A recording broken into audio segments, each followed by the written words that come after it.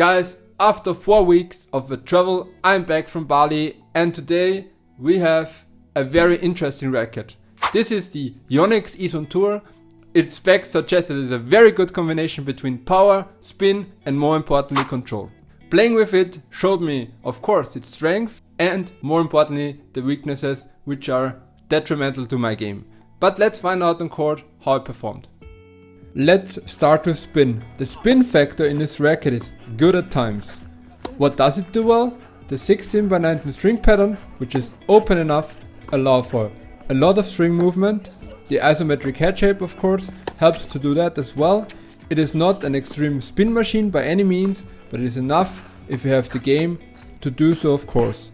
We all know that the racket does not do everything for us. It was possible to hit flat and spinny shots with the Ezone Tour. On the forehand I would have preferred to get easier spin with the Ezone Tour. On my backhand it did not really matter that much as it is flatter anyways. The kick serve was not bad either. I found it to be easy to open angles and go inside in on the next shot and hit a winner. What bothered me was the unreliability of the racket, not only in spin but also in other categories.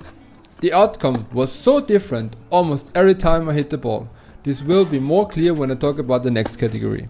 But on the spin side of things, especially on the forehand, the spin outcome was so different. One shot I was able to create a lot of spin, even though I did not try too much. On the next shot I tried to go for more top spin. Instead of getting the response I was looking for, the outcome was that the ball hitting the net flat out. This was a bit odd, but I found it more disturbing in the next category.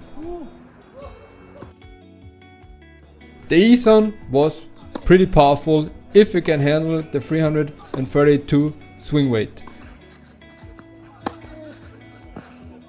But also only sometimes. Again, when I hit 2 shots back to back for instance with my forehand, the outcome varied almost every time.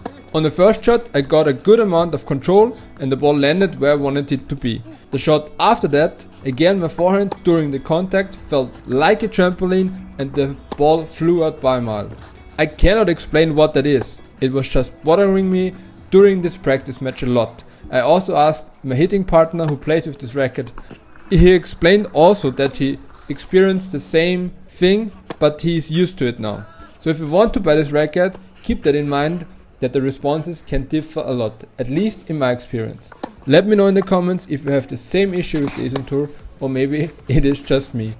Also, if you enjoyed this video so far, you could leave a like and maybe subscribe. It's free. Furthermore, I want to mention in this segment, in the power segment, also the serve, because the serve was amazing. I got a lot of pop out of it and hitting freaking bombs. They were not in most of the time, but they felt pretty good. I touched on control already and it was basically the same issue in almost every shot in the book. So I want to dive more into feel, and the feel is typically Yonex, more on the plusher and muted side. Almost every Yonex I have tested so far is more on the plusher side when it comes to feel. Some like it, some not.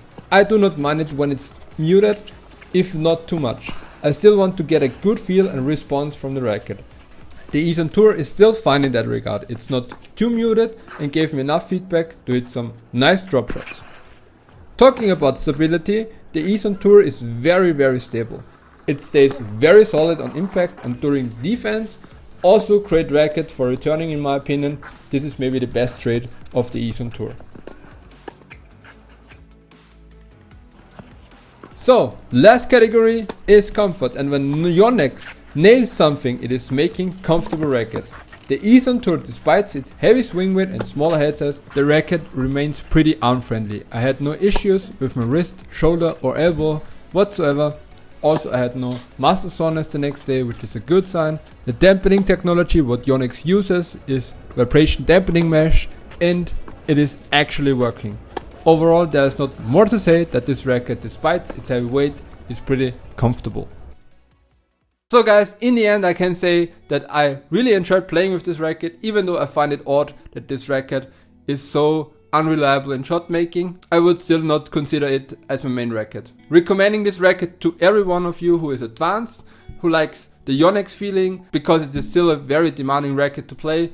and you have to have good technique and footwork to utilize on the strengths of this racket. And if you have enjoyed this video, maybe leave a like, and if you have more time, watch this video about the pro stuffs next.